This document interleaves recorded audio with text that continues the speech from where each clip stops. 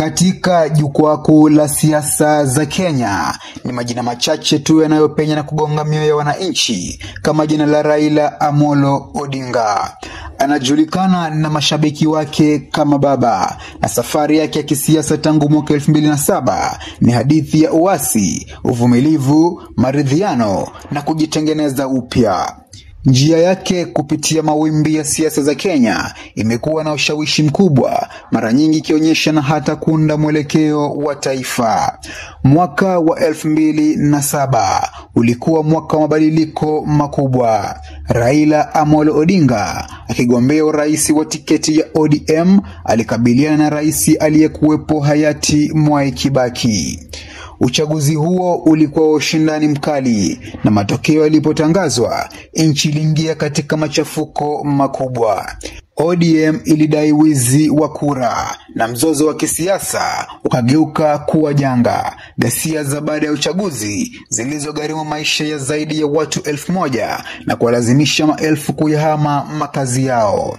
Raila hakuwahi kutambua ushindi wa Kibaki. Hata hivyo, kutokana na juhudi za usuluhishi zilizoongozwa na viongozi wa kimataifa kama Kofi Annan, makubaliano ya kugawana madaraka yalifikiwa. Raila aliteuliwa kuwa waziri mkuu wa kwanza wa Kenya mnamo Aprili mwaka 2008, wadhifa uliobuniwa ili kuleta amani. Kwa kipindi cha miaka 5 alihudumu katika serikali ya mseto na Kibaki. Ingawa kulikuwa na mvutano wa mara kwa mara, ushirikiano huo ulikuwa ishara ya demokrasia changa ya Kenya inayojaribu kukua.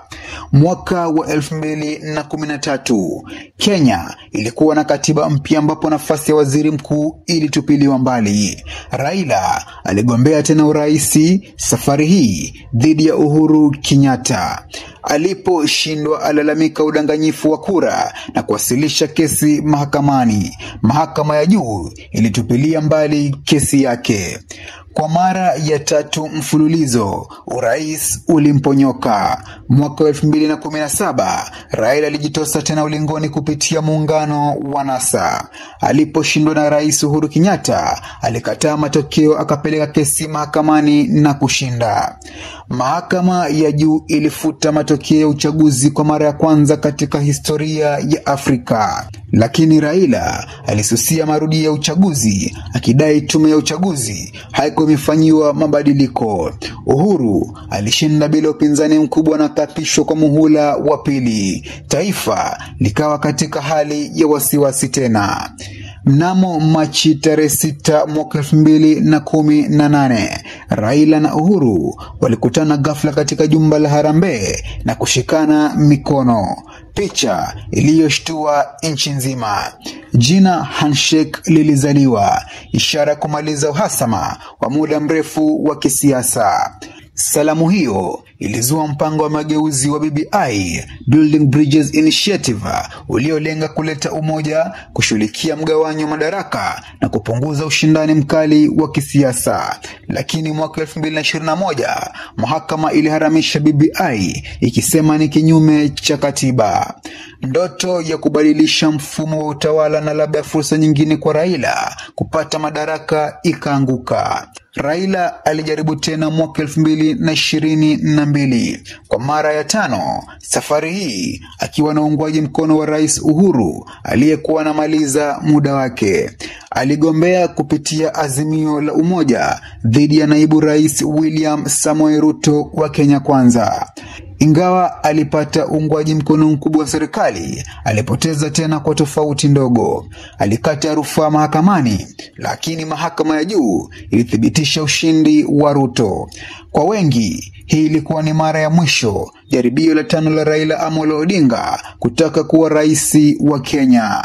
Baada ya uchaguzi wa mwaka 2022, uhusiano kati ya Raila Odinga na Rais William Ruto ulikuwa mvutano mkali. Raila alikataa matokeo, akayapinga mahakamani, na baadaye akaongoza maandamano ya kitaifa mwaka 2023 kupinga hali ya maisha, bei ya bidhaa na kile alichokiita udikteta mpya.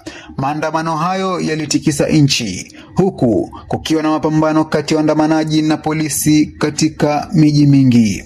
Lakini kufikia mwaka 2024 mabadiliko ya kisiasa yalionekana kuanza. Raila alitangaza azma yake kugombea nafasi ya mwenyekiti wa tume ya Umoja wa Afrika, nafasi inayohitaji uungwaji mkono kutoka kwa mataifa mbalimbali ya Afrika ikiwemo taifa la Kenya.